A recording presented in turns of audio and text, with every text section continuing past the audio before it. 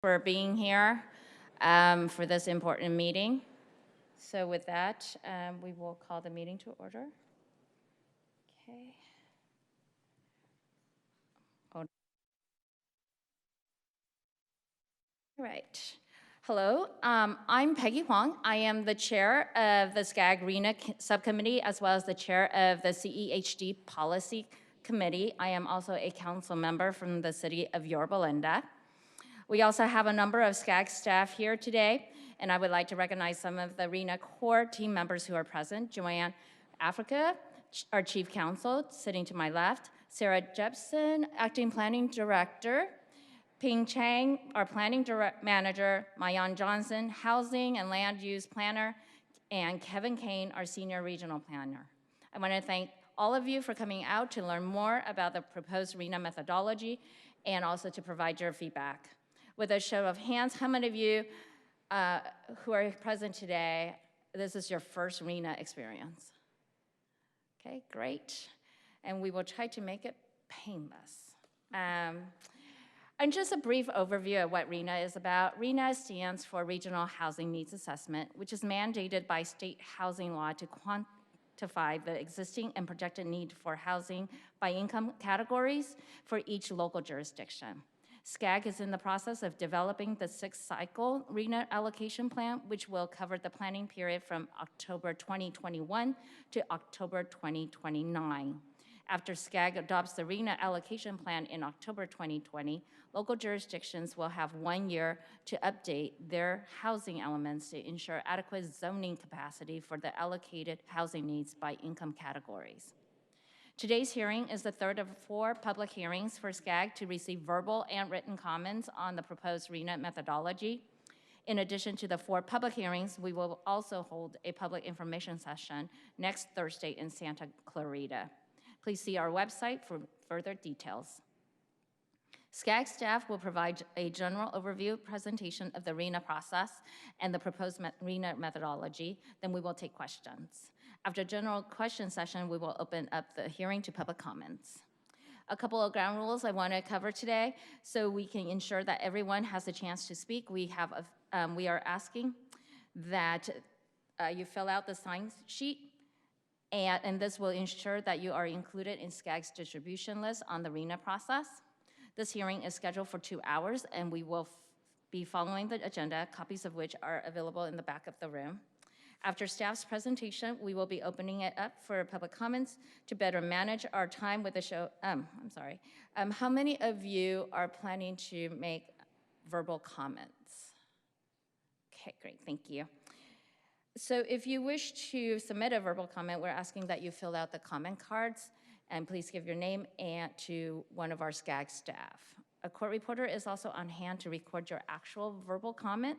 Based on the number of speakers, you will have generally 3 minutes to provide your comments. We are also accepting written comments, so if you wish to submit a written comment, please feel free to submit it to SCAG staff today. For those viewing via webcast, thank you for taking the time to watch today's public hearing. While this option is view only, we welcome you to submit comments to housing@scag.ca.gov if you'd like to provide comments. Finally, the deadline to receive comments on the RHNA methodology has been extended to September 13, which is a Friday. With that, I will turn it over to Mayan Johnson, who will, before I forget, I do have few people who want to speak first, which is our host city mayor, Mayor Christina Shea.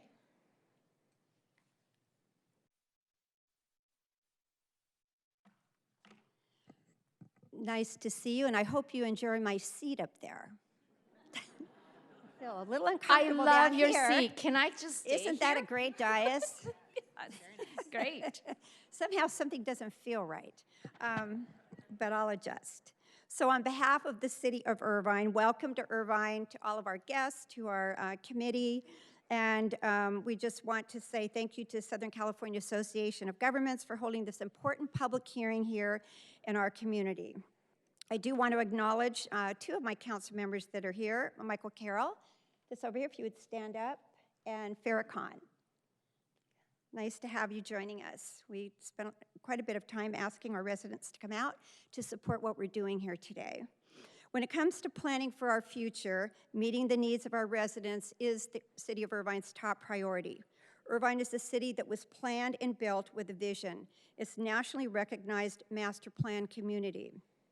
A vision that includes an extensive network of trails, one of the best park systems in the United States, the preservation of 16,000 acres of open space, and one of the best public school systems in the nation. We have maintained that vision, preserving character of our community while also addressing the need of the variety of housing for all income levels. In fact, we have more affordable units than any other city in Orange County, and we have even more in our pipeline.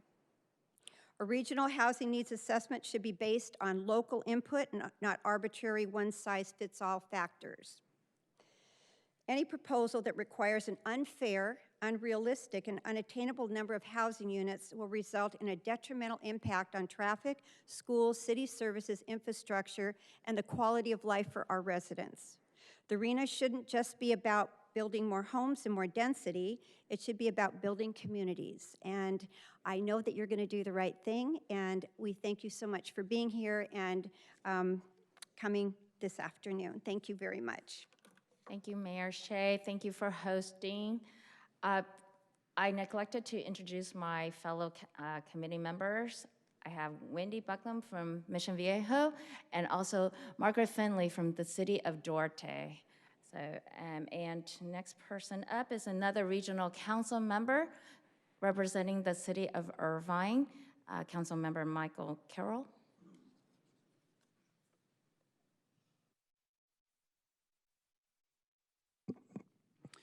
Thank you, Chair Wong and members of the committee.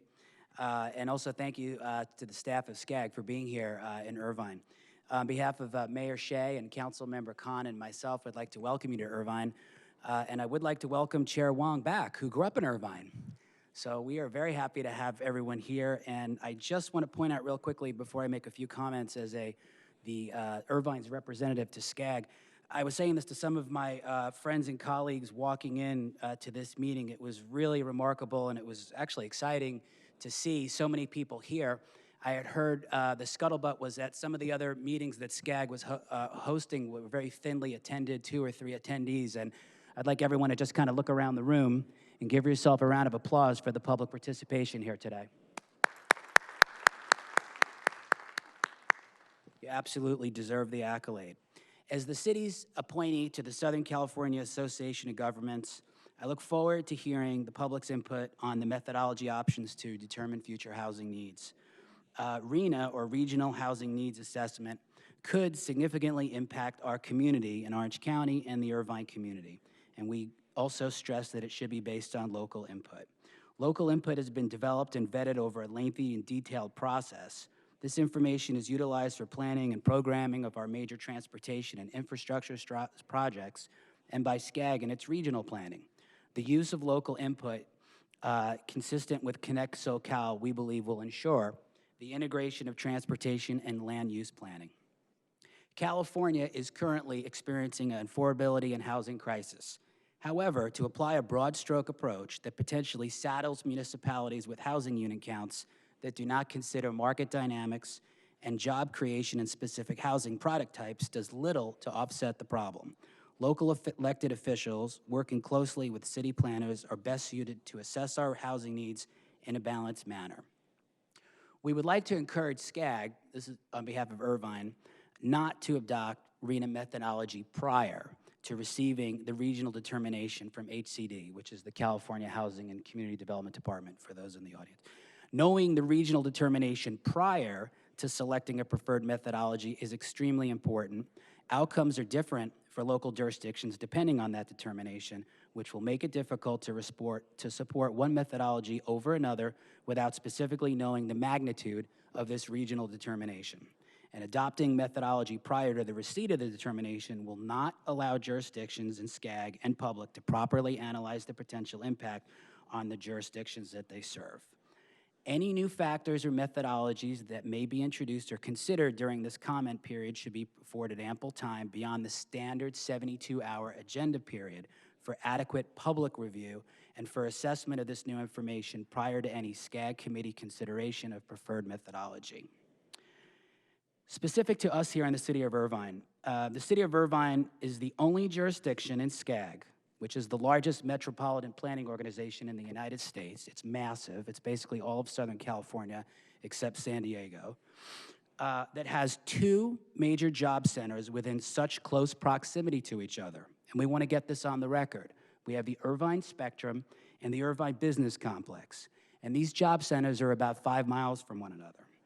There's no place in the entire metropolitan planning organization of SCAG that has this. So the city will disagree, and it will have a strong position on disagreement with any methodology that includes housing and jobs factors.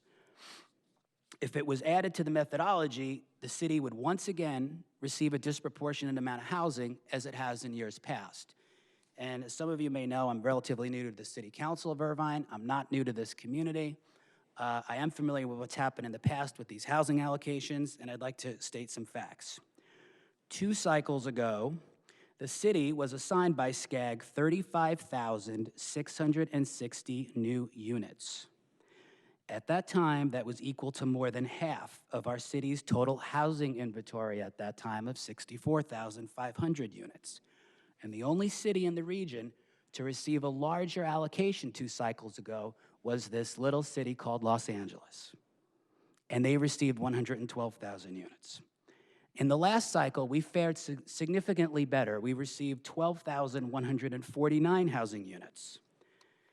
At that last cycle, the city of Beverly Hills was assigned a total of 3 housing units. 3 housing units. We got 12,149. So I believe, and Irvine believes, this is a very serious issue. So city staff and myself will continue to monitor and participate in all the RHNA-related meetings, and we are focused to do all we can to ensure that the methodology used to calculate this housing allocation is going to be accurate and transparent. And Irvine will not, again, be unfairly burdened with an unrealistic and unattainable regional housing needs assessment allocation. Thank you very much for your time. Thank you. Next up is another regional council member, Mayor Fred Menegar, from the beautiful city of Laguna Niguel. Thank you, Madam Chair. Correction and amplification. This year, I'm a council member from the city of Laguna Niguel. But it's a great pleasure for me to serve with you and other board members at SCAG. It is an honor and pleasure for me to represent the District 12 of SCAG, which is comprised of the cities of all the south coastal cities of San Clemente, San Juan Capistrano, Laguna Beach, Dana Point, Aliso Viejo, and obviously my beautiful home city of Laguna Niguel. My comments are basically comprised of 2 parts. The first part is in reference to the general comments, and the second part would be specific into the 3 specific options that are presented to us by the SCAG staff. Number 1, with regard to the local input, some commentators have stated that local input should not be a primary factor or even considered in the RHNA methodology. To the contrary, local input is part of the very foundation of SCAG's planning efforts, and furthermore is required by state law. SB 375 of 2008, the landmark climate change legislation, integrated regional planning for transportation and housing, including a sustainable community strategy. SB 375 requires that each metropolitan planning organization shall prepare a sustainable communities strategy, including the requirements to utilize the most recent planning assumptions, considering local general plans and other factors. State RHNA law also requires that the determination of regional housing need, quote, shall be based upon population projections produced by the Department of Finance and regional population forecasts used in preparing regional transportation plans in consultation with each Council of Governments. As noted before, the population forecast upon which the RTP SCS is based, utilizing planning assumptions included in local general plans, Therefore, it seems clear that any RHNA methodology that does not consider local input would be contrary to the input of the state legislature. Furthermore, any RHNA methodology that does not consider local conditions as expressed in local general plans would ignore more than half a century of state and federal planning policy requiring comprehensive planning.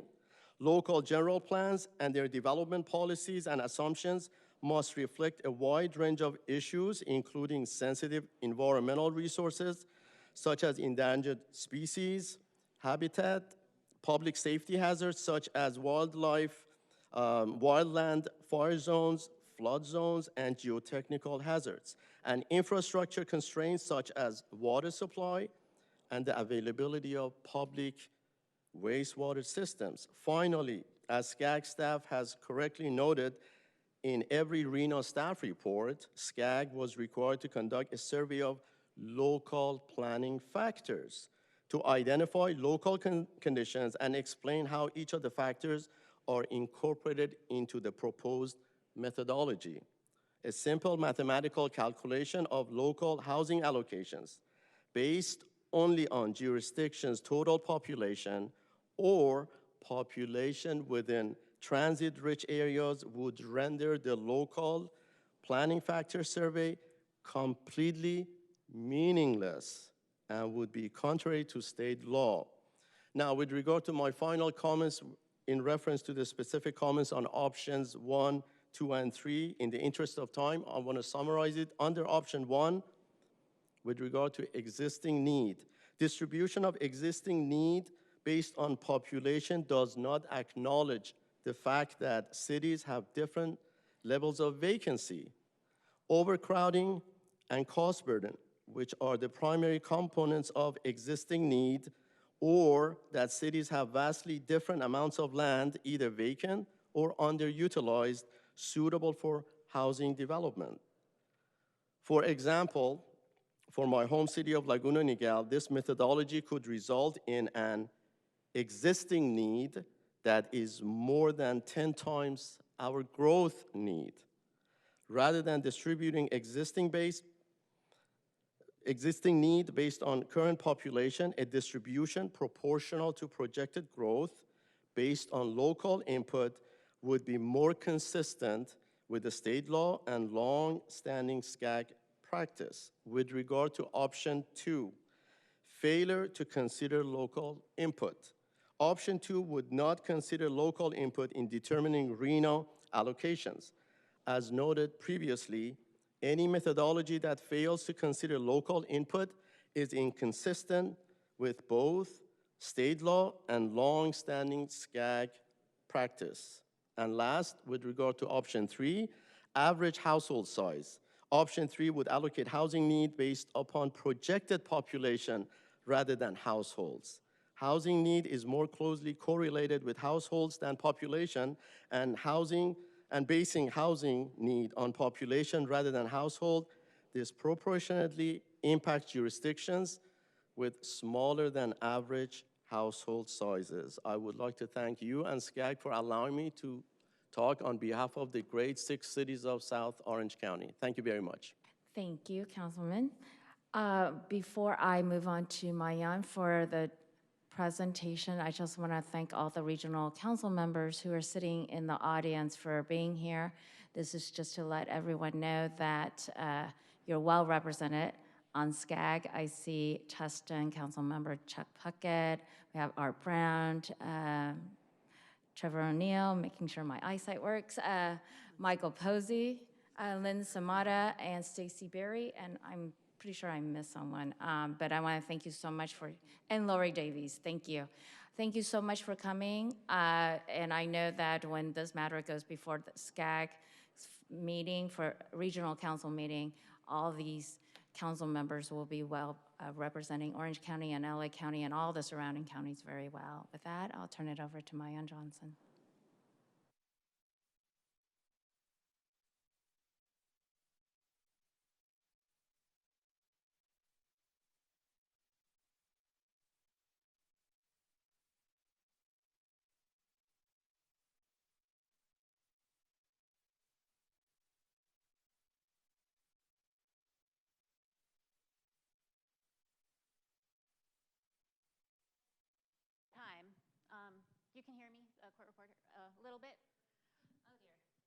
Okay, now it's on. All right, thank you everyone for your patience.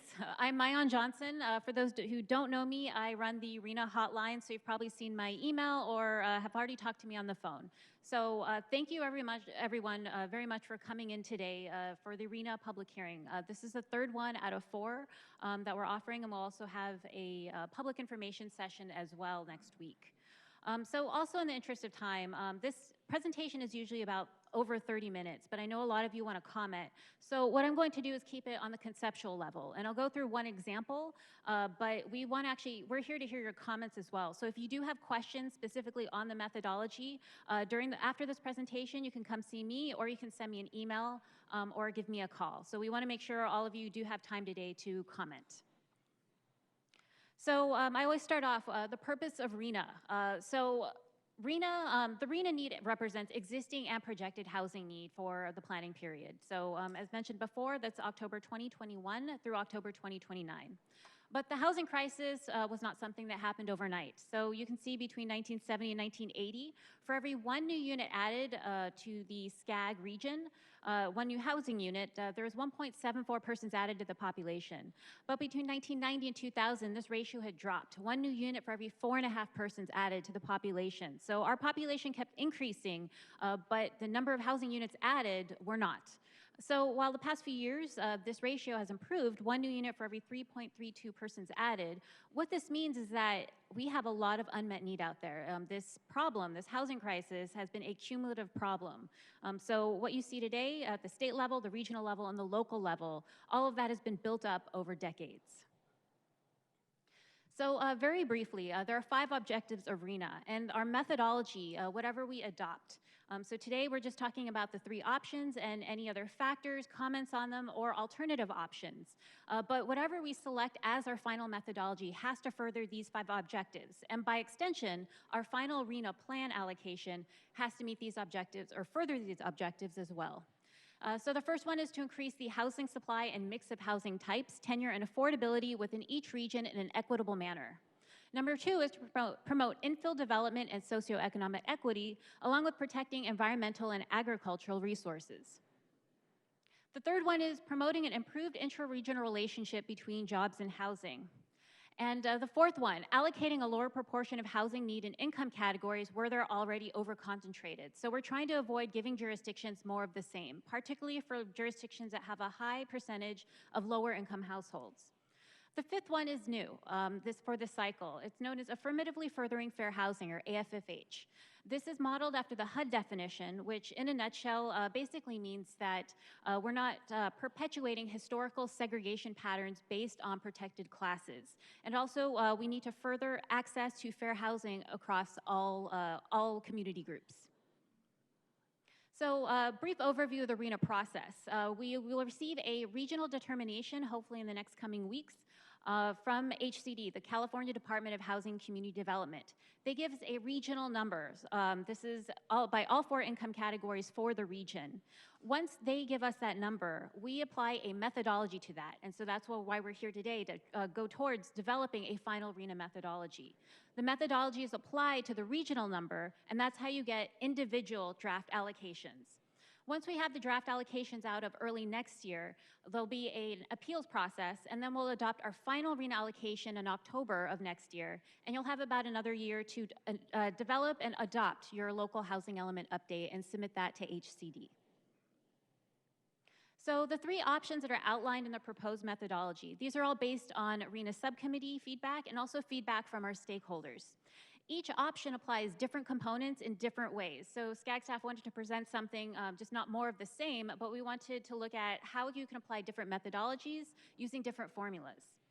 One option will be selected as the draft RHNA allocation after the public comment period and after it goes through our RHNA subcommittee, CEHD policy committee, and regional council. So even after the public comment period, it still won't be final. And then there'll be an HCD comment review period of 60 days. And after we receive comments from HCD, then we'll go through our committee process for the final RHNA adoption. And that won't take place until early next year. So a brief overview of the 3 options. I'll start with option 3, which is probably the most straightforward. Option 3 is heavily based on local input.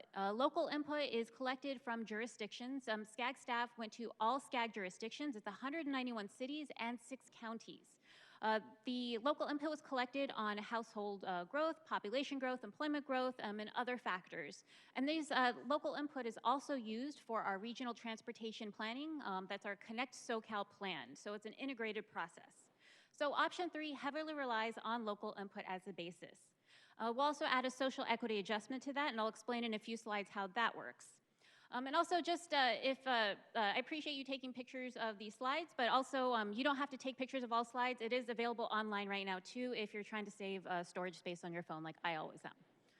So option 2 is quite different from option 3.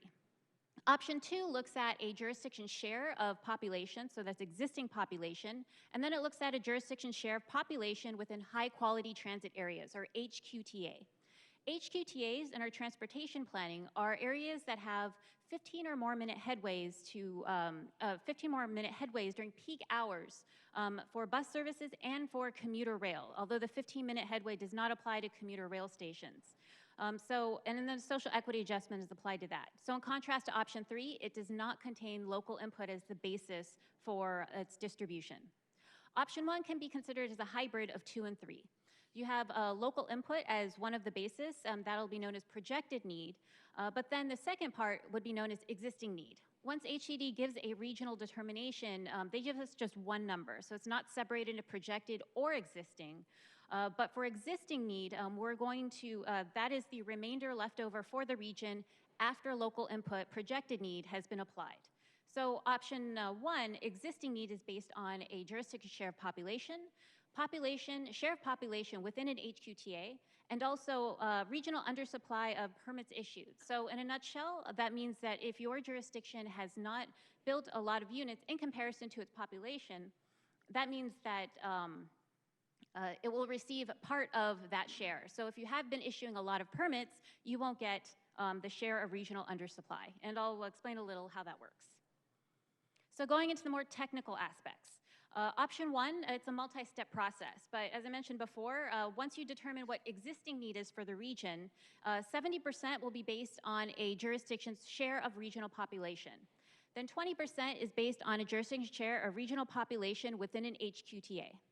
10% will be based on the undersupply of regional building activities. So again, if you've been issuing a lot of permits in comparison to your population and the regional average, you won't receive part of that 10%. Similarly, if you don't have an HQTA within your jurisdiction, you don't get part of that 20%.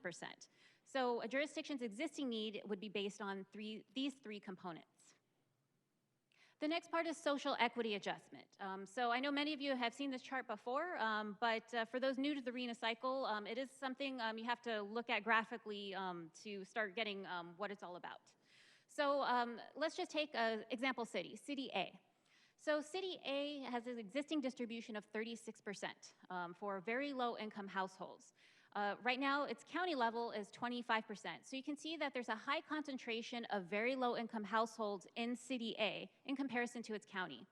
So going back to the objective, the fourth objective for RHNA, which is to ensure that there's not an over-concentration of income groups across all income levels for each county. So you can see City A being a very low income city, having that high concentration, the social equity adjustment means they move towards the county distribution and then beyond that by a certain percentage. So the higher the percentage, that means the more progressive it gets over that planning period. So let's say it's 110% social equity adjustment. That means, or let's say it's 100%. 100% means it goes towards the county distribution. So it would go from 36% to 25%. 110% means that 10% difference, mathematically it's a little more nuanced, but you multiply it by a ratio of 1.1. So you drop from 25% to 24% at 110%. 175% is much more progressive than 110%, so that's at 17%. So 175% social equity adjustment would mean City A drops from 36% of its total households for very low income being dedicated, it drops to 17% of its RHNA would be for very low income households. And the opposite happens for above moderate. City A is 32% for above moderate. Its county distribution is 44%. So it goes towards that county distribution. 110% means it goes up above that by a small percentage, up to 45%. 175% means it meets that at 53%. So you can see the big differences there. 32%, now it's 53%. And again, this is to ensure there's not an over-concentration of low-income households or all income types across each county. So with that, what SCAG staff is proposing in option 1 is existing housing need. There'd be 110% social equity adjustment. Rather than 4 income categories, SCAG staff is suggesting that the existing need be separated into 3 income categories: very low, low, and moderate. Above moderate would be redistributed based on the current proportions back to the first 3 categories. The reason for this is because existing housing need problems such as overcrowding, cost burdened, other types of problems predominantly affect or have a higher effect on lower income households. So that's the reasoning behind this.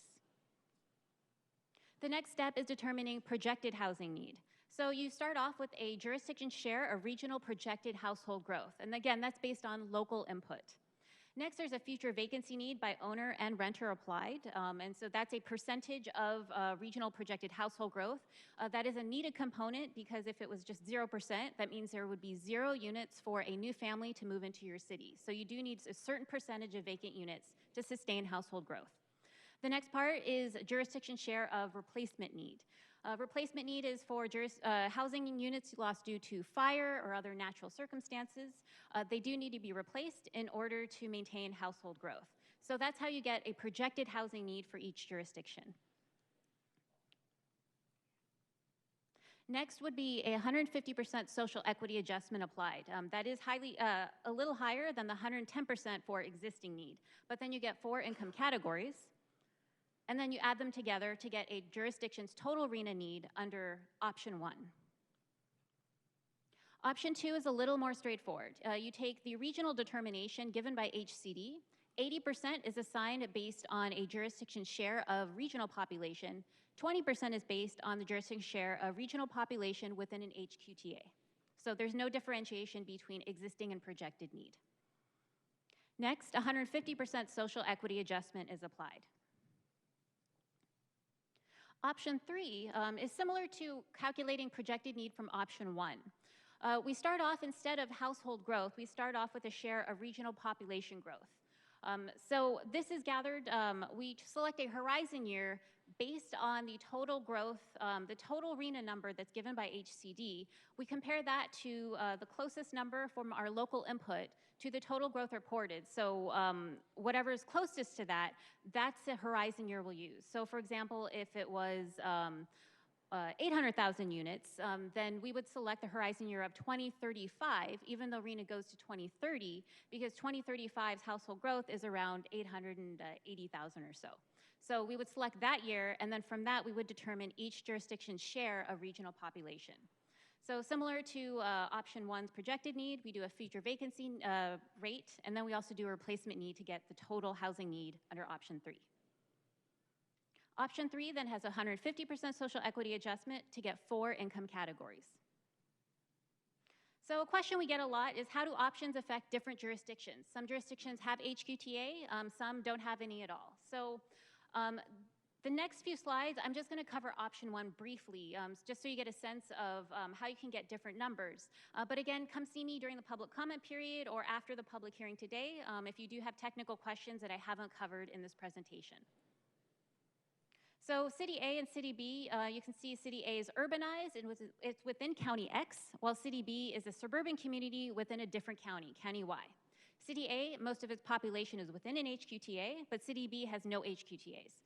Both have a population of 65,000, but City A has a high concentration of lower-income households compared to its county, while City B has a high concentration of high-income households compared to the county.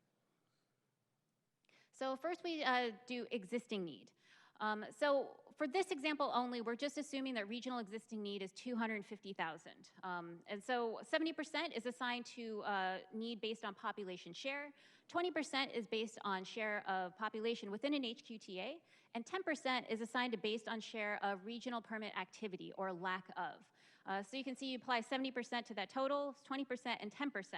So then you go into share of regional population. Both have the same size, 0.35% share of regional population, so those are the same. But you can see City B doesn't have HQTA, so it gets 0, while City A has HQTA, and it gets 183 in this example. Share of permit activity. City A has not issued a lot of permits in comparison to its population size and the regional average, so it's 280 units assigned, while City B has issued a lot more permits, 30% of the 25,000 it gets for permit activity, so that 10%. So it gets 88 units. So you can see its existing need already has difference. Then you apply the 3 income categories, 110% adjustment divided into 3 income categories. And in the interest of time, I'm not going to go through these slides, but again, this is posted online. So we get the existing need for the 3 income categories, and the next step is projected need. Again, this is based on household growth, future vacancy need, and replacement need. So household growth, this is based on local input. So the local input process for City A, you can see it has 498, but City B reported, based on their reporting, has 1,324 units. Next is future vacancy need. I'm not going to go through this, but it is based on a jurisdiction's breakdown of owner-occupied households and renter-occupied households.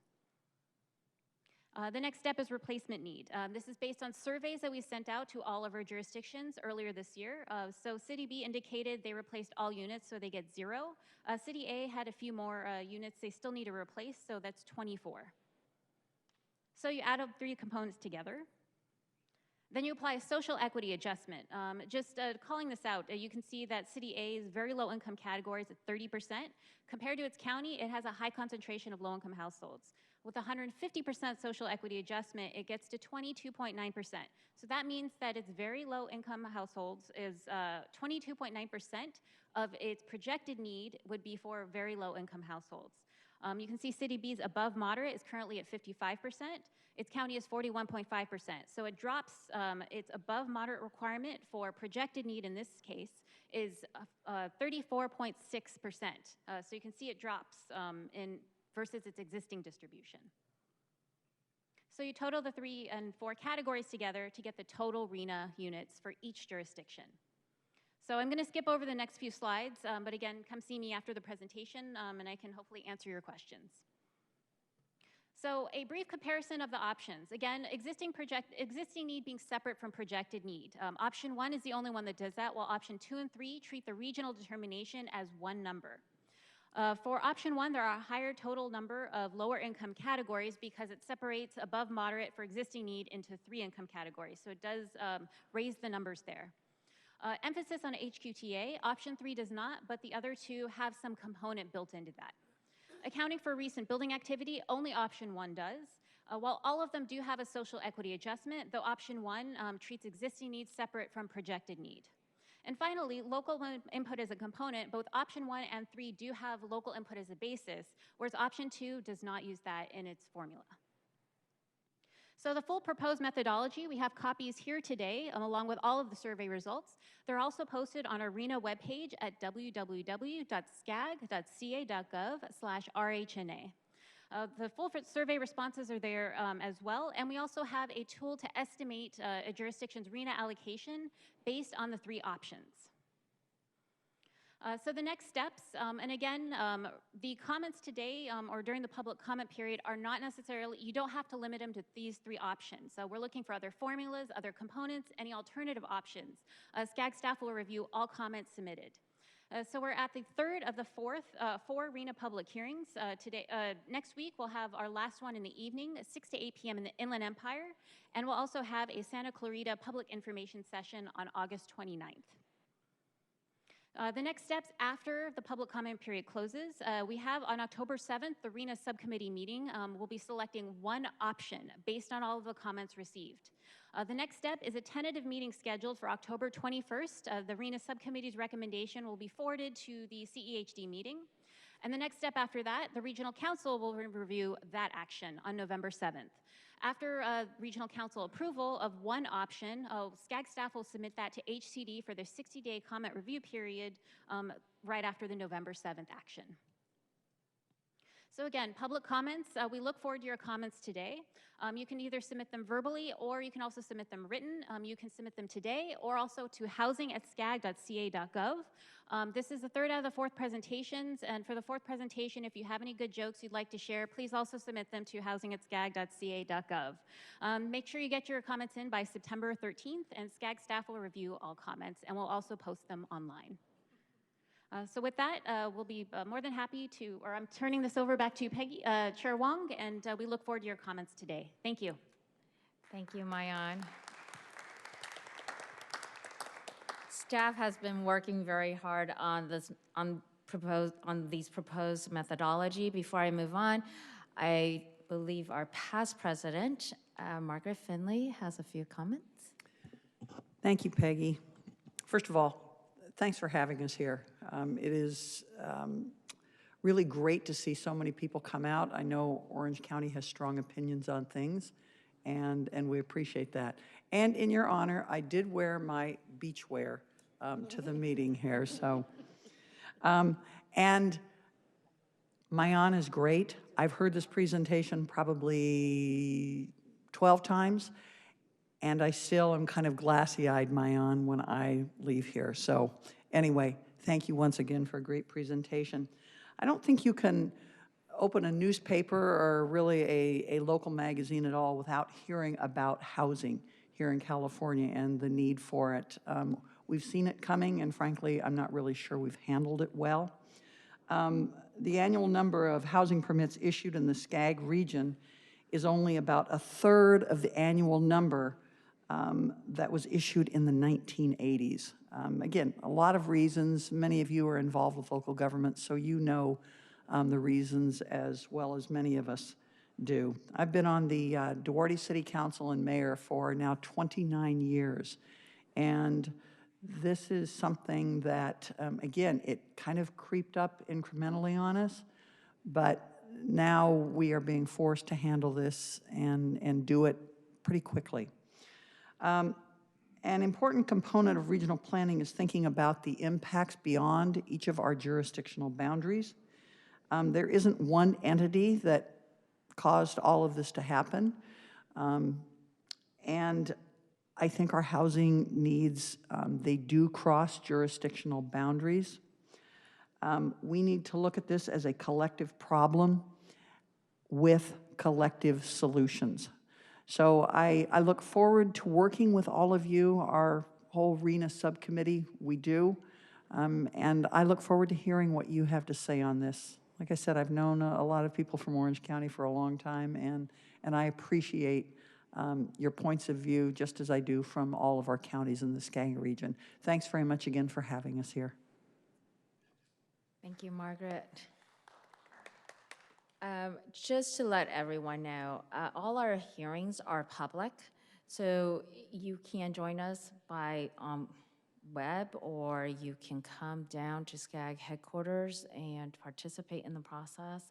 We do welcome your input at all of our meetings because it helps us better represent the region. And as Margaret had mentioned, we're finding a solution in a collaborative manner and taking into consideration of everyone in each of our jurisdiction.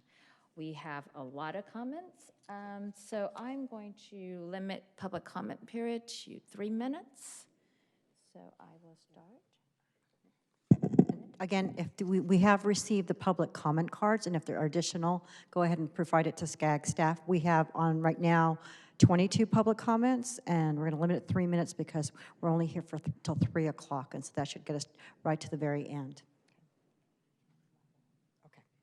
I'm going to end this to sort of kind of to ease with the process. I'm going to call the first 3 up so you're aware that you're going to be coming up soon. So the first 3 that I have is Lynn Snodda, Christian Horvath, and Elaine Genoa. Okay.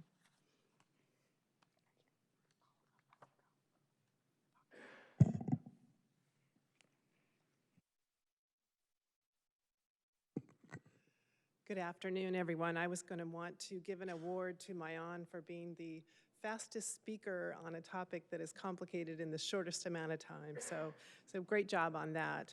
So I'm from the city of Huntington Beach, and I represent our city on the SCAG Regional Council. But I'm going to make some kind of general comments today, but we will definitely be submitting a more extensive public comment through staff analysis. So what I wanted to say today is that the city of Huntington Beach has demonstrated substantial success in the development of housing for the SCAG region. Since the beginning of the 5th RHNA cycle, the city of Huntington Beach has issued almost 3,000 permits for housing units, placing us in the top 10 housing producers for the entire 197 jurisdiction in the SCAG region. The city has met all of its above moderate and moderate income RHNA targets and has issued permits for close to 100 very low and low income units, with another 50 extremely low and low income units currently in the planning process. Huntington Beach continues to be one of the most affordable coastal communities that is in Orange County. We would like to acknowledge SCAG's willingness to develop the 6th RHNA methodology in a way that will result in a more fair and equitable allocation to the jurisdictions. And we are optimistic that the final RHNA allocation will reflect this intention. In the 5th RHNA cycle, there were large differences in RHNA numbers issued amongst local jurisdictions surrounding Huntington Beach. Huntington Beach was issued 1,353 units, while Costa Mesa and Seal Beach each received 2 units. Newport Beach received 5 and Fountain Valley 358. We are hopeful that the 6th cycle numbers will be distributed in a more equitable manner.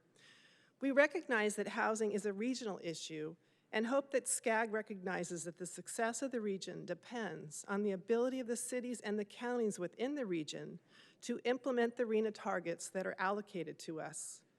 With this in mind, the City of Huntington Beach would like to underscore the importance of using local input as a basis for any methodology.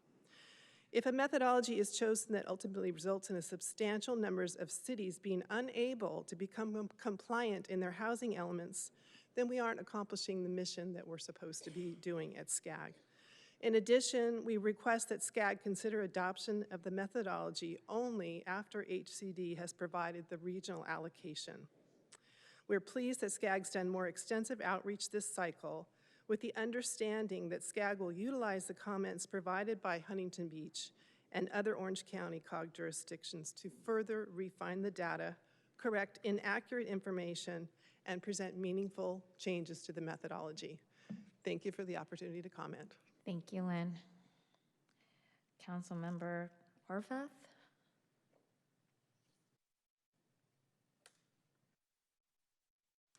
Thank you. Thank you guys for having this. Thank you, Mayan. Christian Horvath, City of Redondo Beach. I just want to start by saying that I believe that the 6th cycle proposed methodology and options that we're seeing right now are currently flawed and ensure that SCAG will repeat the inequities and the issues from the 5th cycle allocations where we aggregated the preference of cities and failed to truly plan regionally.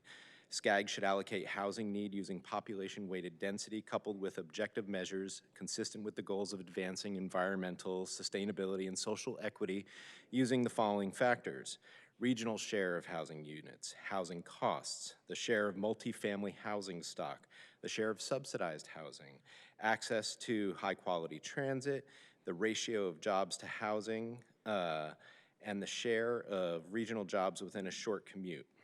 I'd like to share some specific observations that we've made in Redondo Beach. 1, the proposed separate and additional existing needs is inconsistent with the 2020 Regional Transportation Plan Sustainable Community Strategy. Your recently completed 2020 RTP SES incorporates existing and projected demand. Additional existing needs housing unit requirements equates to a potential double counting. 2, if existing needs is part of the methodology, we recommend the following: phase it out over the next 3 housing element cycles. Consider a zoning factor. For example, Redondo Beach has upzoned a majority of its single-family zone neighborhoods compared to surrounding communities. We have 41% single-family residents, but 59% multifamily residents, compared to, say, Torrance, next door, which is much larger, which has 75% single family versus 25% multifamily. 3, recognize existing density as a factor. The city of Redondo Beach's population density is 17.1 persons per acre, double the regional average of 8.3 persons per acre.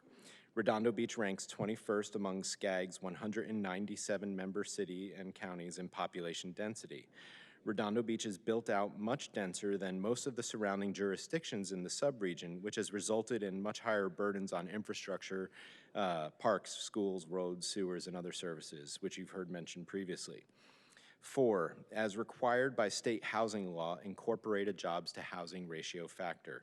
92.5% of employed residents in Redondo Beach commute to jobs outside the city. The outflow of workers is 30,527.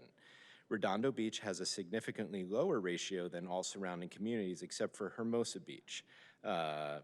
El Segundo, for example, is 5.41, Torrance is 1.82, Redondo Beach is 0.83. Redondo Beach needs more jobs to improve regional transportation impacts, not additional If you housing. can wrap it up for us, thank you. Sure. I will leave it there and let my colleague finish up. Thanks. Thank you. Councilmember Genoway? Just want to say the next 3 speakers are Marnie Primer, Marika Pointner, and Pete Carmichael. Well, thank you for providing this opportunity for input. I am Elaine Genoway, Laguna Niguel City Councilwoman. I'm here as an individual council member from the city that was the first master plan community in the West. And we have been meeting our RHNA numbers, and we can all agree that there is a need for housing units in our region. But I'd like to ask you to take the perspective of what do these housing units mean, and it's about the people that are going to be living there. It's more than 4 walls and a roof. It takes much more than that to create a housing unit, to create a home, to create a community in which a resident can be safe, can thrive, and can lead a life that is fulfilled. And it is the local control and input that creates these things. The economic development that attracts jobs and provides goods and services are determined at the local level. The local level also determines the resources to provide services and facilities and public safety. Any methodology that does not incorporate local control and input does not seek to succeed nor seek to create community or thriving residents. So let's keep the perspective and insight the residents that will be living in the housing units, and that it is done, what is done at the local level and the local control is what affects all of this to create a thriving, successful community, which is something that I believe we all hope to achieve. Local control is what it takes, and that is what should be part of the methodology. So I ask that everyone keep that in mind when we are making that determination. Thank you. Thank you, Councilmember. Next up, Marnie Primer. Good afternoon, Chair Wong and members of the committee. My name is Marnie Primer. I'm the Executive Director for the Orange County Council of Governments. OCOG wants to reiterate our support for including local input from the Connect SoCal bottoms-up local input process as one factor in the ultimately selected methodology, and remind SCAG that local input does not mean no growth. Local input, in fact, should be the minimum allocation that a jurisdiction should get, because this input takes into account existing development agreements and entitlements and considers future growth within a jurisdiction as projected by the jurisdiction. If a jurisdiction has indicated plans to increase its housing supply by a certain number, it would be inequitable to then allocate those units to another jurisdiction rather than within the one that is planning for them. Should SCAG opt to further include other factors that help us have an equitable methodology that furthers fair housing goals, the factors should included should be able to be applied in a way that does not overly burden communities with a disproportionate share of low and very low income units if they're already concentrated in that jurisdiction. This is one reason that OCOG cannot support the portion of option 1 that eliminates the above moderate income category for allocating units. Without redevelopment agency funding, above moderate development is an important subsidizer of very low and low income units which are needed to serve all our residents. Add to that, many existing state funding sources are aimed at underserved areas, essentially closing off that funding source for many jurisdictions seeking to add very low and low-income units to their housing mix in conformance with RHNA. OCOG also believes that SCAG should be mindful in how to apply a jobs housing factor in the methodology as many have requested. As an example, in a 2-worker household, many workers are not working in the same location. Which workers' proximity should be considered? It is often the case that workers within a household do not live in the same city in which they work, not because of housing affordability, but because they choose to live elsewhere for various reasons, including proximity to family, specific amenities, schools, etc. Additionally, planning decisions for future housing may not consider only where jobs are currently located, but where new job centers are likely to be. But this cycle of RHNA has eliminated the ability of neighboring jurisdictions from working together to address the jobs housing balance, as has been the case in previous cycles. When policy is implemented, it has real-world consequences. Therefore, it's appropriate that SCAG release the RHNA calculator to help jurisdictions and the public see what's likely to occur with each option being considered. It's also why OCOG encourages SCAG to allow for review of the final methodology, if different, for one of the 3 options being presented here today. One final comment I would like to share is that recognition for jurisdictions that the implications of not having a certified housing element are dire and will further exacerbate the region's ability to meet its housing goals. Therefore, methodology that challenges us to more enables us to meet our realistic goals is imperative. In addition to higher RHNA allocations in this planning cycle, many of the sites identified in the previous housing element to accommodate affordable housing will not qualify as suitable sites under recent changes to state law, compounding the difficulty of obtaining state certification, and new laws requiring no net loss of affordable housing sites will result in the need to overzone for high-density housing in order to maintain state certification over the 8-year period. We appreciate the extended public comment period and look forward to working with SCAG to develop a methodology that's equitable for all of our residents. Thank you. Thank you. Marika Pointer? Good afternoon, Marika Pointer with the City of Irvine. The City of Irvine appreciates the collaborative relationship with SCAG staff over the past several years, especially during the local input process. The City of Irvine supports a RHNA methodology that is strongly rooted in the Connect SoCal bottoms-up local input process. Local input has always been a foundational component of SCAG's RHNA process. It provides real-world perspective of local housing opportunities and constraints at an individual jurisdictional level. With recent changes to the housing element law, the City of Irvine recommends SCAG host a RHNA workshop for all interested elected officials in the region. This workshop should be held prior to the selection of a RHNA methodology to ensure jurisdictions are aware of the real-world consequences of the RHNA allocation. The City of Irvine will be submitting a more technical comment letter prior to the close of the comment period. Once again, we thank you for this opportunity to comment on the proposed draft RHNA methodology options. Thank you. Let me announce the next 3 speakers. It's Nate Farnsworth, Melanie McCann, and Stephen Mendoza. Good afternoon. Pete Carmichael, Community Development Director for the City of Irvine. First of all, a couple of thank yous. First, thank you for the collaboration and communication amongst SCAG staff. I think over the last several years, staff here in the City of Irvine and other cities have developed some really meaningful relationships, and I think that kind of communication is going to be key to a plan that benefits everybody. Secondly, thank you for being here this afternoon. This is a great forum. I think goes a long way towards ensuring that RHNA methodology is understood by and the impacts of that are understood by those who will be affected most by it. As you know, Orange County and the City of Irvine in particular has a long history of successful planning. We're proud of the work done by generations of elected leaders and professional staff in our region, and I think the effectiveness of this thoughtful planning is evident in the streets and neighborhoods of Irvine and across the Orange County area. With that successful planning as backdrop, I just want to make 3 points, and these are points you've heard before, and I'm sure you're going to hear again this afternoon. I apologize for the redundancy, but I think you do hear a bit of a consistency developing across jurisdictions. And the first is to make local priority and input.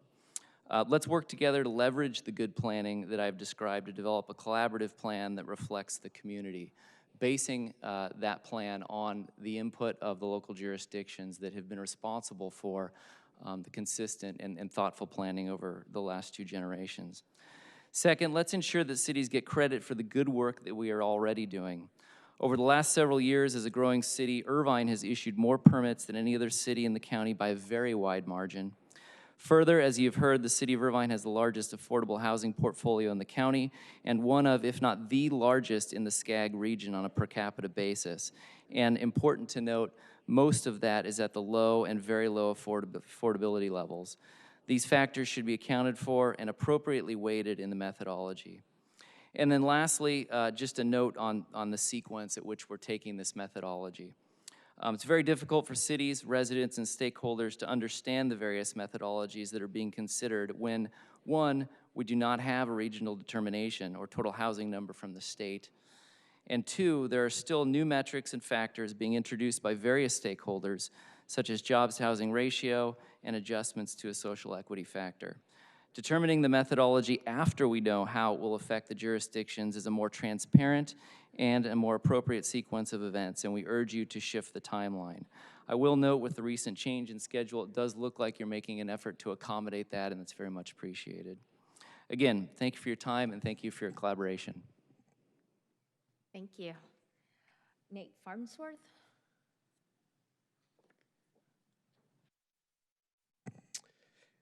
Thank you, Chair Wong. My name is Nate Farnsworth. I'm the principal planner for the city of Yorba Linda. We appreciate SCAG's efforts in holding this public hearing in Orange County.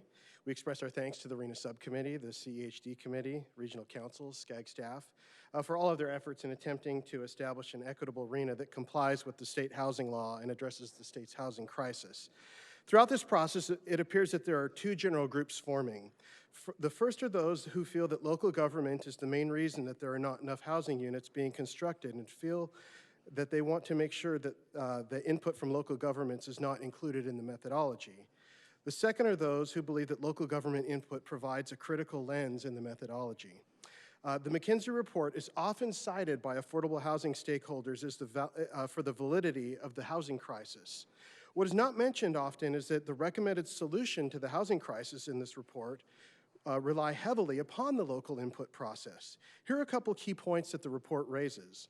One, quote, California communities need to identify housing hotspots where large numbers of housing units could be built with attractive returns. Two, it states that the California's housing gap can only be solved at the local level. And three, it argues that in every community, the volume and type of new housing will depend on local factors such as the availability of land, the financial viability of development, household demographics, local preferences, and affordability. The report goes on and on about the importance of local input in the solution to the state's housing crisis. The argument to remove local government input is short-sighted. It would be disastrous in solving the housing crisis and would have countless unintended consequences. After reviewing the three methodologies, we offer the following comments in addition to the written comments that will be provided by our City Council. One, the city's major concern with option one is the removal of the above moderate income category and the social equity adjustment factor.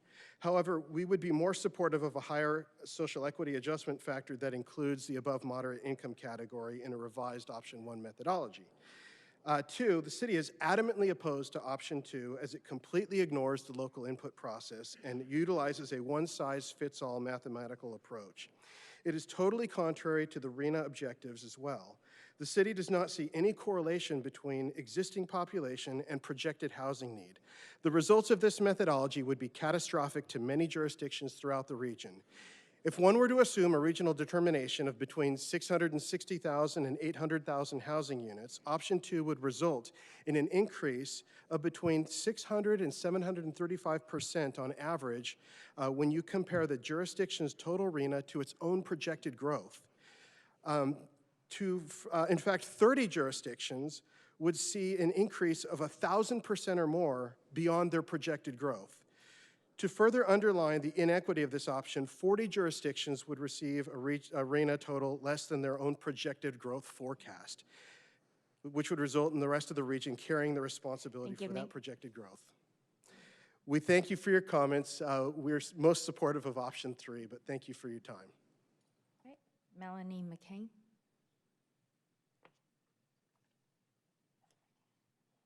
Good afternoon. My name is Melanie McCann with the City of Santa Ana Planning Division, And thank you for having the opportunity to come locally in Orange County to speak.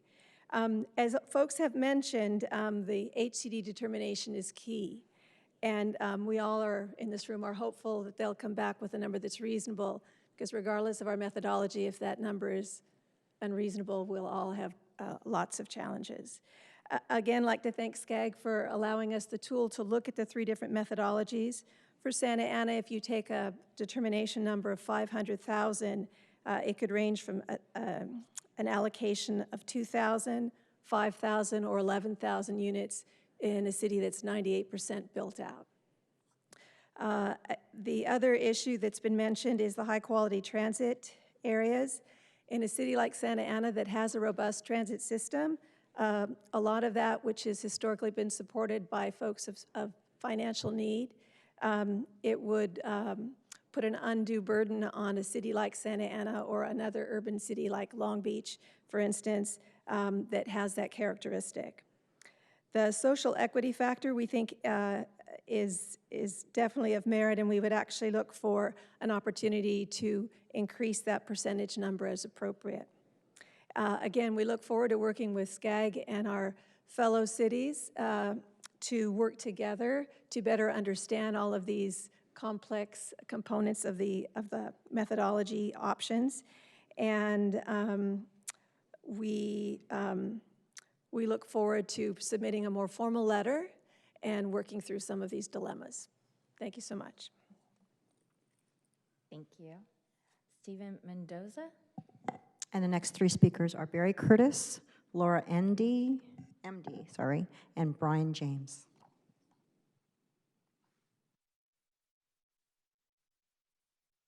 Thank you very much. Stephen Mendoza, Community Development Director for the City of Santa Ana. Thank you for the opportunity to speak. I'm a very practical person, so I'm going to speak practically. In Santa Ana, we have 8,000 units in the pipeline today. 8,000 units could be constructed by the time of the next housing element round, before 2021. Just on Tuesday night, we approved 553 affordable units in one project. I would challenge anyone in this room to say that they've approved an affordable housing project with 553 units in one project. One of the other factors we have is we have an inclusionary zoning ordinance. I put out $7 million on the street for affordable housing developers 2 years ago. I'm about to send out $10 million more. The way the current methodology is, it encourages me to hold on to my $10 million until the next round of RHNA. I think this is a very good thing to be talking about and a practical implication of this round of RHNA versus the next round of RHNA. I would like to make sure that we're not encouraging cities to sit on affordable housing dollars in order to meet their next round instead of meeting the needs today of the communities that need and the residents that need affordable housing. With that, I'd like to make sure that you follow that, and my comments are included on the record for that. Because very few comments have been mentioned regarding the affordable housing dollars that we have and how we use them. And I would like to encourage a quicker use of those dollars today instead of us holding the money until 2021. Thank you. Thank you. Next up, we have Barry Curtis. Good evening, or good afternoon. Thank you for the opportunity for us to provide our input. The City of Costa Mesa appreciates the time and effort of SCAG and its staff to address means to improve the supply of housing in California. The City of Costa Mesa remains committed to doing its part to address this important issue. Costa Mesa is concerned with the proposed methodologies that SCAG is proposing for the 6th RHNA cycle that are above and beyond the projected growth within the RTP-SCS. We are greatly concerned that application of the draft methodologies will impact the city's ability to remain compliant with the state's housing laws. We will be submitting a formal technical letter to SCAG, but in the interest of time, I'm going to touch on a couple of the issues that we believe are important. We believe that local input is critically important to this process, and any methodology which does not strongly encourage that would be inappropriate and should be discouraged. The City of Costa Mesa believes that the definition of high-quality transit areas is too broad. We believe that those areas must be multimodal and fixed and permanent and operation on a daily basis. Failure to meet those could result in circumstances where affordable housing is provided in a transit-oriented development, which ultimately wouldn't have transit opportunities. Costa Mesa further believes that the vacancy evaluation should include total vacancy numbers, not just the two categories currently listed in the methodologies. We also believe that the existing need should be over all income categories, not limited to the three lower income categories. Costa Mesa supports the higher social equity as long as it's measured against county averages. We also believe that building permits per population should not be included in the methodologies. In conclusion, Costa Mesa believes that the RHNA process is incredibly important for each jurisdiction, and we want to ensure that cities are engaged in the public outreach process to ensure our concerns are heard and hopefully addressed. At this stage of the process, Costa Mesa supports option number 3 due to its substantial local input, streamlined methodology, and practical allotment of dwelling units. Costa Mesa remains committed to doing its part to address the means to improve the supply of housing in Southern California in compliance with housing element laws, and appreciates, again, this opportunity to provide comments on the part of the process. Thank you very much. Thank you. Chair Wang had to leave the public hearing, so I'm going to facilitate the rest of the public hearing. Again, I'm Joanne Africa, Chief Counsel of SCAG. So our next speaker is Laura Emdy. And then there was one, right? So we've all heard the concern about traffic, density, and climate change. And yet we're here doing the same thing over again and wondering why traffic's getting worse, why carbon emissions are going down as fast as they should, and wondering why the cities are being so defensive. So earlier, the councilman for Irvine was saying he didn't want the jobs housing element in HIT, but I looked up Irvine, and Irvine's doing great. They have one jobs per household. That's really fantastic, as opposed to he picked on Beverly Hills with only 3 in the RHNA last time, but they have 5 jobs to every household. Beverly Hills should totally be doing a lot more households than they are.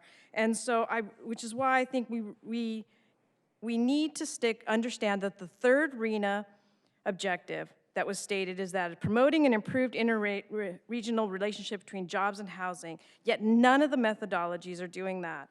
The state's introducing bills that's forcing us to do one size fit all, and then we have the chance to determine our own density while showing the state that we can solve the problem ourselves. And what's scary to a lot of the cities about option 2 is that it only takes into account population growth. And so it's saying that if you've gained the system in the past, we're now going to reward you by expecting less from you. And if you, on the other hand, if you were a team player and you upzoned everything and accommodated more residents, then we expect more from you. Take the whining out of the process by truly creating a methodology that's in line with the state goals and with the objectives that you're actually trying to reach. The methodology should match. So you should, with the jobs housing ratio, you should be doing that to help your environment, to improve the quality of life of our residents by reducing traffic. Change option 2 by adding jobs housing ratio, add HQTA, but based on acreage, not just the household, and subtract from any population that already has a high population weighted density. Doing so will align the state goals with the SCAG RHNA methodology, will help Metro, it'll help our residents, and it'll help our environment. And if you're going to use one that has city inputs, then make sure the inputs are correct, because so many of them are not correct, and you need to make sure that that does. So we have the opportunity to leave this past behind and present a future that will help. Thank you. The next speaker is Brian James, and I'll call up the next following 3 are Elizabeth Hansberg, Susan Sayre, and Connor Medina. Thank you, Brian James with the City of Fountain Valley. I'm going to focus on 2 things. I'm going to ask that you do not use the methodology for the proposed high-quality transit areas and the building permit methodologies. The reason for using the high-quality transit area approach is to link and improve proximity of units to transit. However, as proposed, there is no linkage between those two factors. The units could end up anywhere in a city. They could end up miles away from a high-quality transit zone. So there is no linkage between sustainable land use patterns in this methodology, and we ask that you not use that. The idea of comparing building permit activity between communities is flawed, and we ask that you not use that as well. This, for instance, would compare building permit activity in a community like Irvine, which has the benefit of the Great Park, which is developing and issuing thousands of units, to a built-out community like Fountain Valley. It's been built out for decades. Of course, Fountain Valley is going to issue fewer permits. And this would also mean that a city like Fountain Valley could approve every building permit for a new unit in their community, yet still be below the regional average and thus be penalized. So we ask that you not use that methodology either, and focus on a methodology that is locally based. So appreciate your time. Thank you. Susan Sayre? Oh, I'm sorry.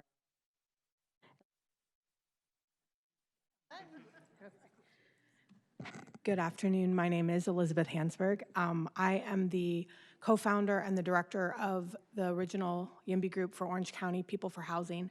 I want to talk a little bit about how I got here because it is directly tied to SCAG. In October of 2016, I went to the SCAG statewide housing conference where I learned about the housing shortage and where I learned about NIMBYism being a factor in the housing, contributing to the housing shortage because projects are often either not approved or the numbers of units are reduced when it gets before City Council because residents that already live there bristle at the idea of more density, more people, more traffic. So I'm here today, 3 years later, to ask that we consider the presence of high-quality transit in our and consider it equally with local input. The jobs housing ratio and the presence of Metrolink and the grid street pattern that we have in North Orange County that can support high density development and the bus rapid transit that will be supported by density. These are factors that I would like to see considered in the RHNA methodology, which goes to the point of the gentleman earlier that we need to look at available land, but just being built out is not a reason we can't add new housing because we have lots of opportunity to do redevelopment of failing commercial property. The Orange County Business Council recently published a study that talks about all the opportunity that exists to repurpose failing strip malls and to create housing opportunity there, to create mixed income, mixed use development. And lastly, I just want to say that at the same time that SCAG is going through the RHNA process, we're also going through the Regional Transportation Plan Sustainable Community Strategy. My attendance at the 2016 Housing Conference led me to be on the Sustainable Communities Working Group. So I've been part of the conversation about transit priority areas, about putting development where we have invested public money in infrastructure. Those are collective investments that we've all made. We should do our best to make those infrastructure investments accessible to the maximum number of people, and that means putting housing where transit is. So I would just like to request that we look at high quality transit and the jobs housing ratio in the presence of where we assign the housing. Thank you. Next speaker is Susan Sayre.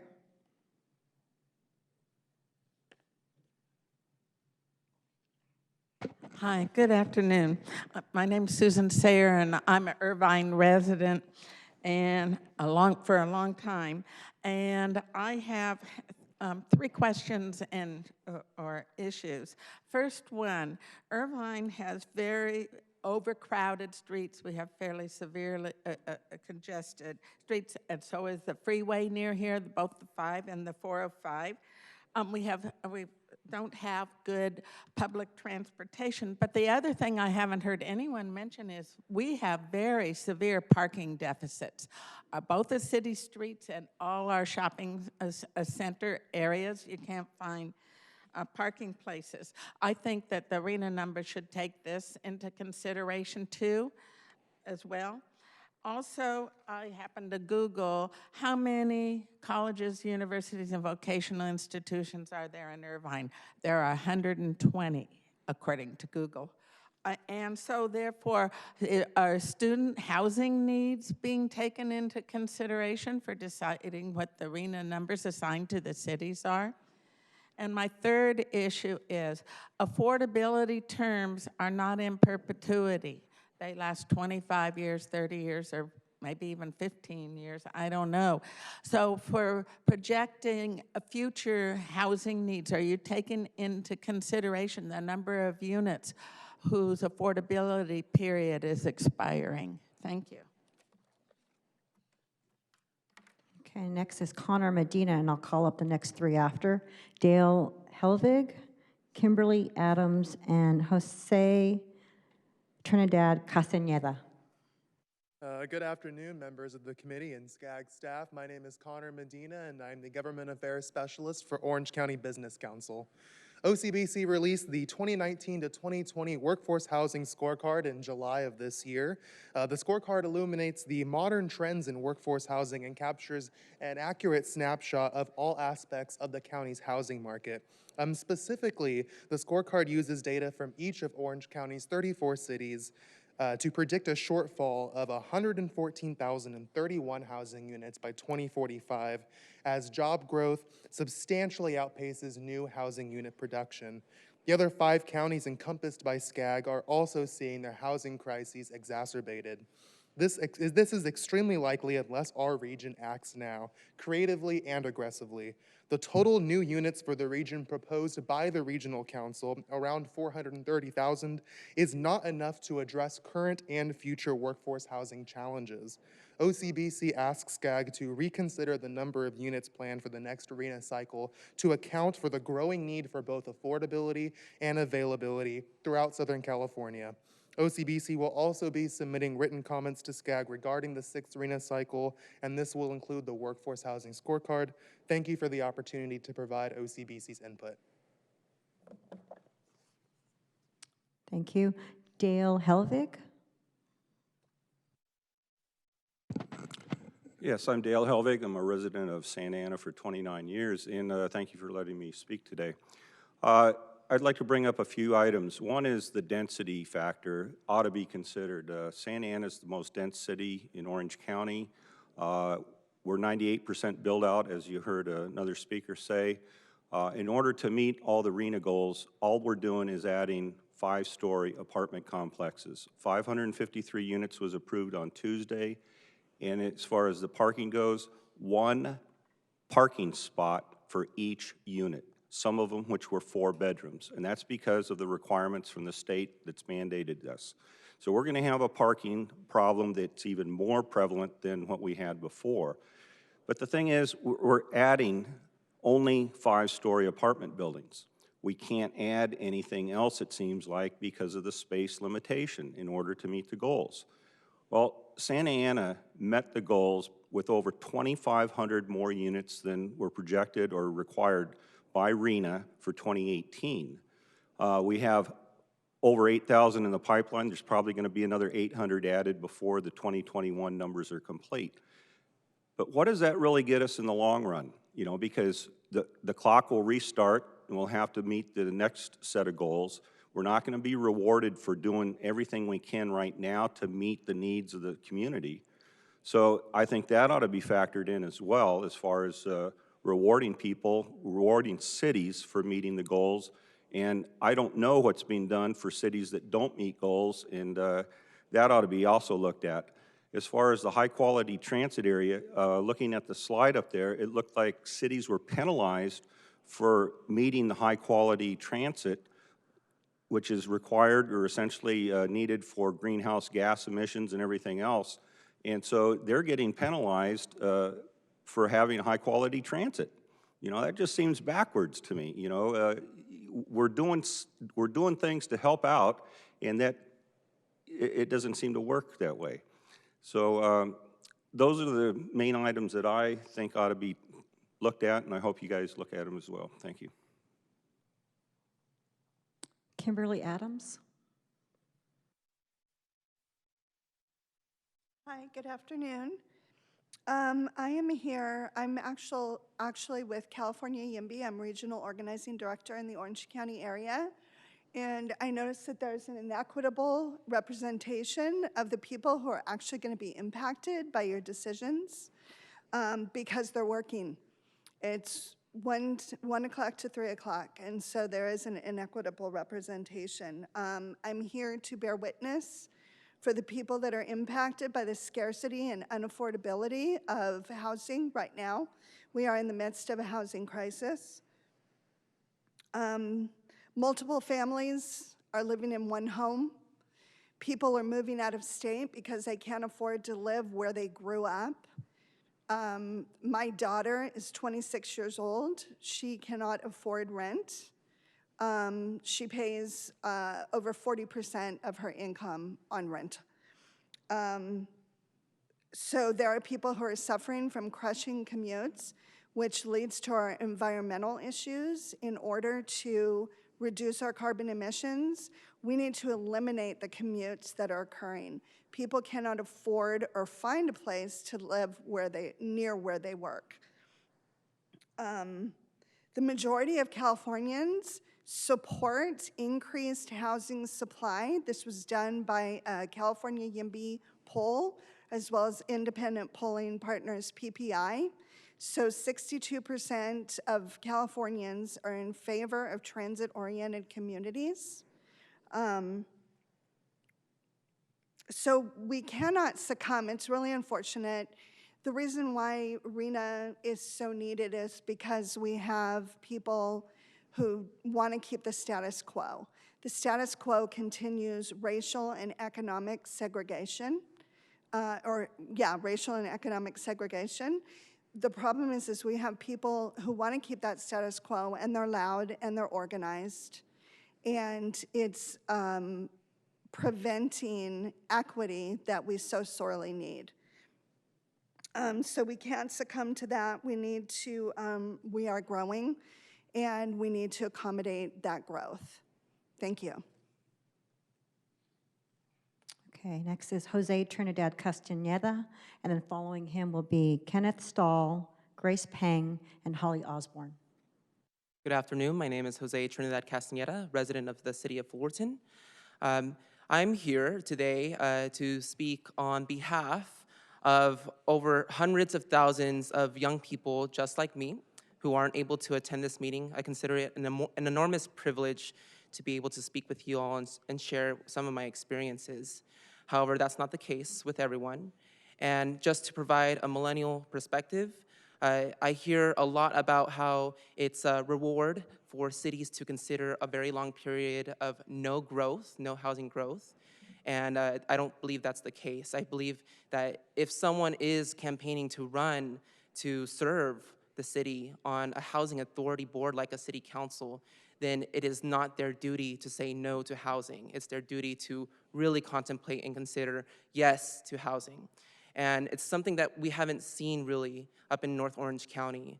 In my own city, I attended a city council legislative ad hoc committee meeting where some of the city council members vocalized their opposition to housing projects that would benefit people like me, people who are stuck living at home with their parents, or who are rooming 4 or 5 people to a 1- and 2-bedroom home when they're all working 2 to 3 jobs. And they mentioned things like, if the setback isn't over 20 feet away from the sidewalk, then don't build it. And unfortunately, we're not in a position to give up that land, and we need to think very carefully about using the land that we already have for housing. There's a lot of blighted parking lots that were intended for parking, and yet they're not even used more than an hour a day, and we have to be much smarter about what we do with that space. And I would also like you to consider including some kind of calculation for VMTs, or the reduction of VMTs. because I've worked multiple jobs where the business owners themselves are driving 2 and 2.5 hours away. They live in the desert, like Anza. I don't even know where that is. It's in the middle of nowhere. And they're driving to cities like Fullerton because we are the job centers. So we had to eliminate those VMTs by being responsible with the infill housing we need for the next decade. And just as a final point, we're not considering transit projects like the Gold Line extension into Whittier or the Green Line extension into Cerritos or the edge of Orange County. Orange County Transportation Authority is currently considering corridor studies, like one on Beach Boulevard, where we could put a large infrastructure project like light rail or at least the bus rapid transit that could help a lot with the need for housing in that area and vice versa. So these are some of the things that we're not considering with this current allocation, but I really urge you to consider it as a young person who is speaking on behalf of all those who aren't able to attend here. Thank you. Thank you. Kenneth Stahl. Hello, my name is Ken Stahl. I'm with People for Housing Orange County, and I'm speaking to request that you follow the recommendation of numerous policy experts as well as dozens of housing organizations and propose an allocation formula based on objective measures that advance the stated goals of the housing element law. Specifically, the allocation formula should focus on concentrating housing in jobs-rich areas, reducing sprawl, lowering the cost burden of housing in the region, and affirmatively furthering fair housing. We need housing goals that reflect the severity of the region's ongoing housing shortage. Unfortunately, none of the 3 options advanced by the subcommittee so far do this. Options 1 and 3 are based on local input, which are projections of household growth under existing zoning laws. But the cities in Los Angeles and Orange County with the most abundant job opportunities have very little available land for new housing under existing zoning because they've zoned below the level of housing that there's a demand for in the area. As a result, using local input as a basis for RHNA works directly against state law's environmental and social goals because it pushes more housing to parts of the region with fewer jobs and lower incomes. RHNA should push for more housing, especially low-income housing, in high-opportunity cities by pushing them to rezone land to accommodate housing, not simply accepting as a given the existing zoning, which is the very cause of the housing shortage. Option 2 is far better than both of the other options, and I should say option 3 is definitely the worst. But the reason option 2 is the best is because it actually does consider objective criteria, such as population share and access to high-quality transit, but these are not sufficient to meet the stated goals of the housing element law. I propose that SCAG allocate housing need using objective measures consistent with the goals of the statute, specifically 1, housing costs, 2, the share of multifamily housing stock, 3, the share of subsidized housing, 4, the ratio of jobs to housing in the city, and 5, the share of regional jobs within a short commute. These factors should be supplemented with a social equity adjustment. Using these objective measures would allocate regional housing need in a way that advances environmental sustainability, affirmatively furthers fair housing at the regional scale, lowers housing costs, and places more housing near jobs where it is needed and as housing element requires. The bottom line is that SCAG should allocate the highest housing targets to where the housing demand is. Assigning high RHNA numbers to cities with low housing demand unfairly punishes them, not that housing is a punishment, but because they're less likely to be able to meet those housing targets, and then they will face penalties under state law. And then assigning low RHNA numbers to cities with high housing demand unfairly rewards them for meeting goals that are too low. Assigning higher RHNA numbers to cities with higher demand for housing will actually lead to more housing production and meet the goals of the statute. Thank you. Grace Pang. I'm a member of the board of the League of Women Voters, LA County, and I'm also a scientist with a PhD in chemical physics. Last week, the global CO2 count hit 410 parts per million. That's a 3 parts per million increase over year over year. And last July was the hottest month globally since 1880, or when modern records began. Now, transportation accounts for 40% of California's greenhouse gas emissions, and the majority of our transportation emissions come from cars, mainly people commuting to work. The League of Women Voters urges you to reject all 3 highly flawed options and go with the one that was proposed by Paavo Monkonen and co-signed by 25 academics who study planning and economics, including Professor Stahl. I want to also say that I hear a lot about local control and that how cities are built out. I'm also a resident of Redondo Beach, which was built out decades before I moved there. But because it is a job center, especially for the satellite industry where I worked, it upzoned R1 neighborhoods to R2 and R3. I raised my family in an urban infill townhouse. Now you can see where Redondo Beach ends and Manhattan Beach starts, because instead of townhouses, family-sized townhouses, they have, on the exact same size lot just across the street, they have 4,000 and 5,000 square foot single family homes. You know, change is inevitable. Those small bungalows are going to disappear, but do you want to create housing for 3 families or one very rich family? And that very rich family may not even work in that area. I want to say that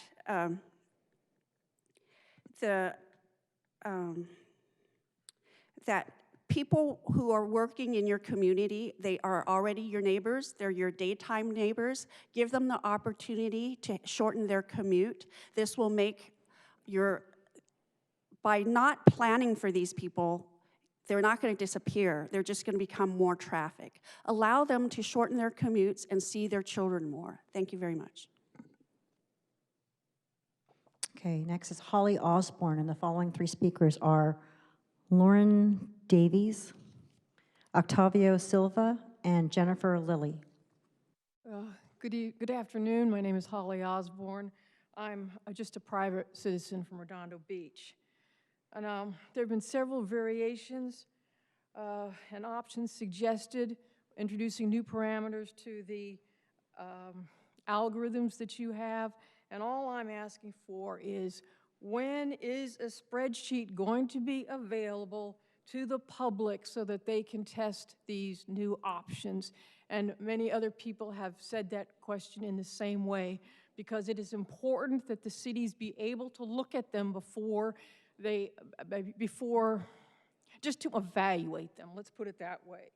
And I thank you for giving us the spreadsheet in the past, but when you make changes of this magnitude, especially if some of them are nonlinear functions, you've got to have the data fully tested out. You can tell I'm a retired engineer. Okay, now this second part is totally unscripted. I'm not going to rush, but it's just makes from observation, from watching the news and things like that, and talking about social equity adjustment, and I am asking you a question. I don't know the answer. But when I saw on TV, people from obviously lower economic neighborhoods are saying, we don't want you to come down here and build high-end housing that we can't afford. We want housing that we can afford. So my only question to you is, have you talked to the mayors of cities where there is a need for more low-income housing, or for where their residents are low-income, and asking them what they want? That's part of local control too, and I don't know the answer. But I think that you ought to ask those people. And they're not down here because this is a long drive. I'm done. Octavio Silva.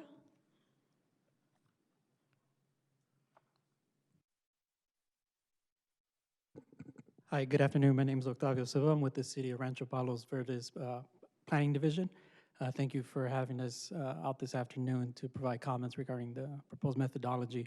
For the sake of time, I'd like to note that the City of Rancho Palos Verdes submitted a comment letter expressing concerns with the proposed methodology. City staff asked SCAG to adopt a methodology that focuses on local input, consistent with methodology option number 3. Thank you.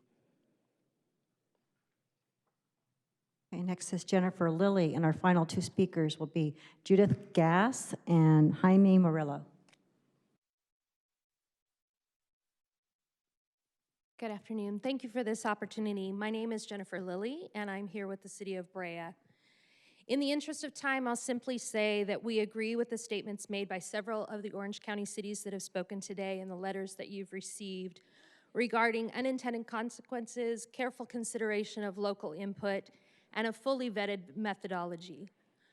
RHNA has continually worked to meet our housing needs, and we're committed to meeting our housing needs going forward. We believe it's critical to consider local input with the with regards to methodology.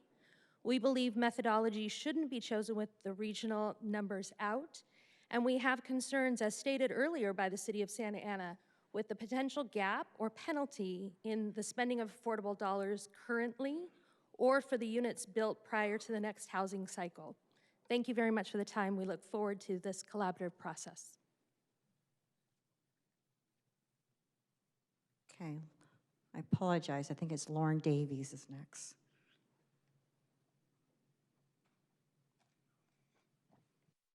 Thank you so much for the time. My name is Lori Davies. I'm the Mayor Pro Tem of Laguna Niguel, as well as President of the ACCLC. And I'll make this very brief. Thank you. And I want to talk and reiterate the importance of having local input. It's our council members and our planning commissions who are responsible for the zoning and approval of developments. Not allowing local outreach will give our residents the perception that their voices don't matter. By not allowing local outreach, you will be pitting our communities against those that represent them. It's important that as leaders, we can provide education to our residents so they have the understanding of what requirements the state are putting on us. This collaboration of our community is imperative if we want to make sure this is going to be successful. Thank you. Jennifer Lilly? Okay. How about Judith Gass?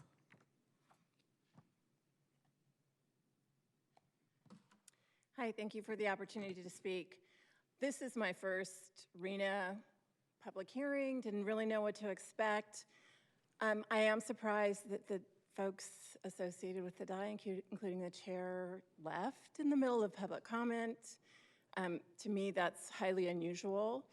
I also just want to say that in terms of the methodologies, where I'm trying to follow them as best I can because it's the first time of my exposure, I'm not a fan of the one that excludes local comment or local input because that's the foundation of the US, right, is having the ability to have some input into our government and the decisions that are made in our communities. I just think that academics coming up and saying, don't take in anybody's input is completely crazy. And I will leave it to academics who maybe hasn't been in the real world to make comments like that and say no to leaving out public input. It's totally ridiculous. In any event, I grew up here in Southern California. I'm a native of Long Beach. I've lived in Westminster, and I've lived in Huntington Beach, and I now live in Irvine. And I've seen the impacts in all these communities because my family's members are still in these local areas. 12,000 homes have been built in this community over the last however many years, or they're planning to be built. The impacts are polarizing and paralyzing. I understand that we have to have equitable distribution. I understand that Irvine has additional space, but they are using infill projects to build out some of these high-density communities. If you look at the IBC, the Irvine Business Complex, they have torn down communities or buildings to build these mega apartment complexes. You cannot commute or drive from one end of town to the next because of all of these new buildings. I'm not a fan of building where the job centers are because, you know what, as a commuter for most of my life into Irvine, I left this town and I went to my own home community. People in Irvine deserve to have people leave so that they can use their community centers, their parks, their recreation. They can park in the parking lots. The schools don't have 35 children in every single classroom. So I think there are other things that you do need to consider in these calculations in terms of what has already been built and been done in the current communities. Thank you. Jaime Murillo?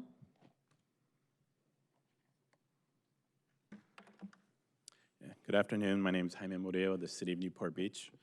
I had some detailed comments, but they've been echoed and articulated quite well, specifically from Marnie Primer of Orange County Council of Governments, as well as City of Laguna Niguel and a lot of the other jurisdictions.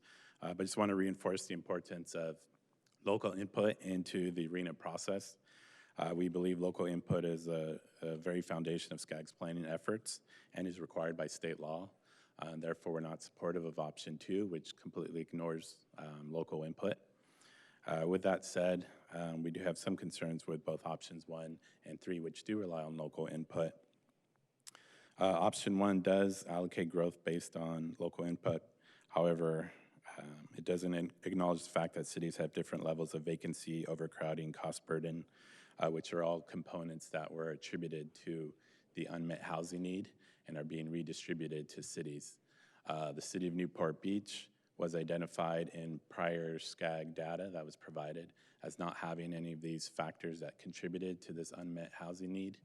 Yet when we went through our draft numbers, a large part of our RHNA is going to be result strictly from that unmet need being redistributed based on population.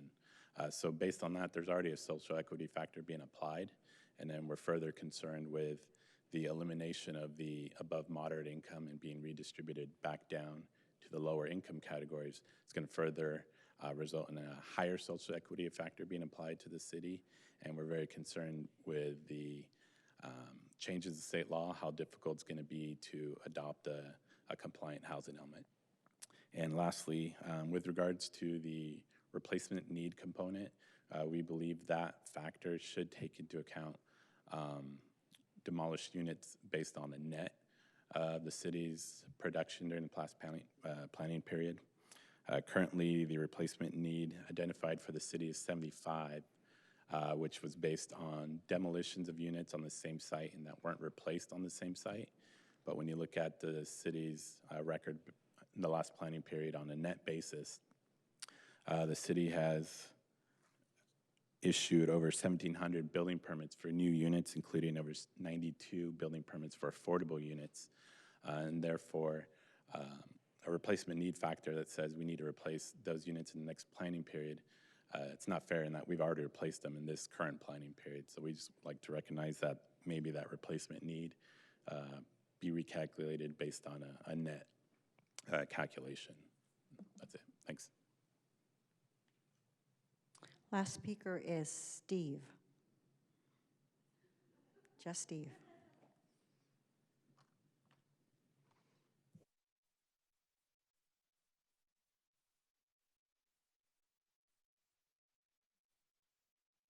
Good afternoon. I came to this meeting to listen to what everybody had to say,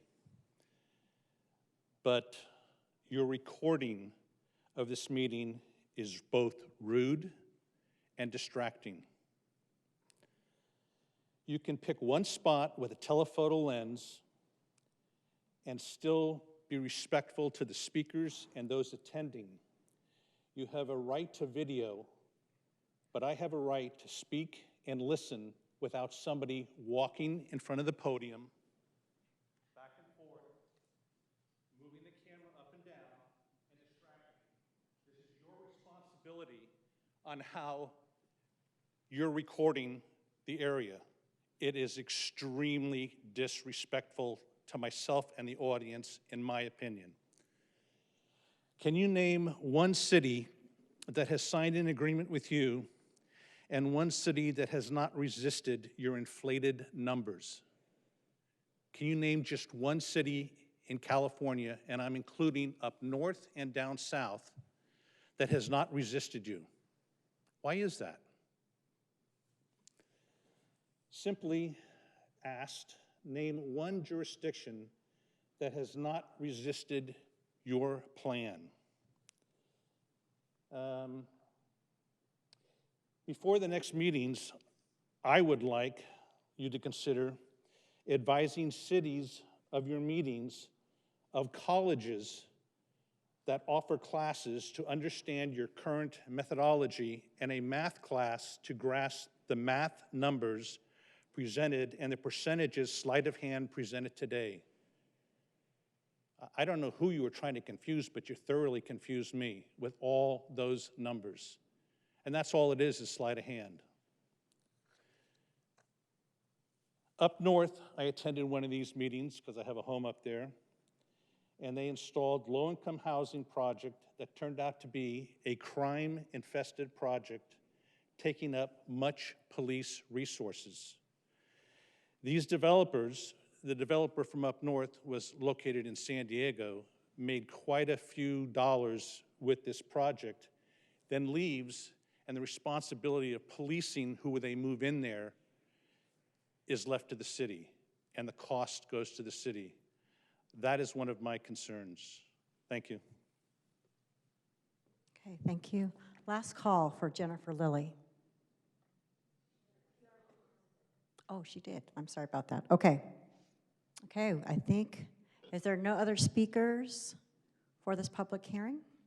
Okay, we're going to go officially close this public hearing. I want to thank you all for coming out this afternoon and following our RHNA process. Just as a reminder, you can still submit written comments to housing@scag.ca.gov, and our last of our public hearings will be next Tuesday in San Bernardino. Check our website for details. Thank you again.